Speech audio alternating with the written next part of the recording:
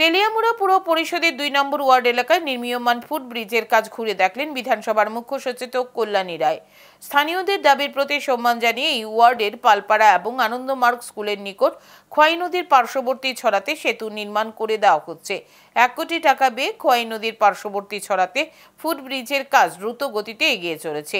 এই ফুটব্রিজ নির্মাণ কাজ শেষ হয়ে গেলে শুধুমাত্র 2 নম্বর ওয়ার্ডের পালপাড়াই না, তার পার্শ্ববর্তী বিভিন্ন এলাকায় লোকজন উপকৃত হবেন। রবিবার নির্মাণ কাজ ঘুরে দেখেন বিধানসভার মুখ্য সচেতক তথা তেলিয়ামুড়ার বিধায়িকা কল্যাণী সাহারা, এছাড়াও তেলিয়ামুড়া কোঅপারেটিভ সোসাইটির চেয়ারম্যান কাউন্সিলর নিতিন কুমার সাহা, মণ্ডল সভাপতি অচিন্ত ভট্টাচার্য, মণ্ডল নেতৃত্ব নন্দন রায় সহ অন্যান্যরা। তো আজকে এই ব্রিজটা যখন হচ্ছে, বিস্তীর্ণ এলাকার মানুষ, শুধু কলিলং 2 নম্বর ওয়ার্ড নয়, মোহরছড়া, জগন্নাথবাড়ি পঞ্চায়েত, আমার এই 2টি পঞ্চায়েত, তাছাড়া এডিসি এলাকার মানুষও উপকৃত হবেন। তারা সরাসরি অনেকটা পথ না ঘুরে খুব অল্প সময়ের মধ্যে তেলিয়ামুড়া বাজারের সঙ্গে তারা যুক্ত হতে পারবেন।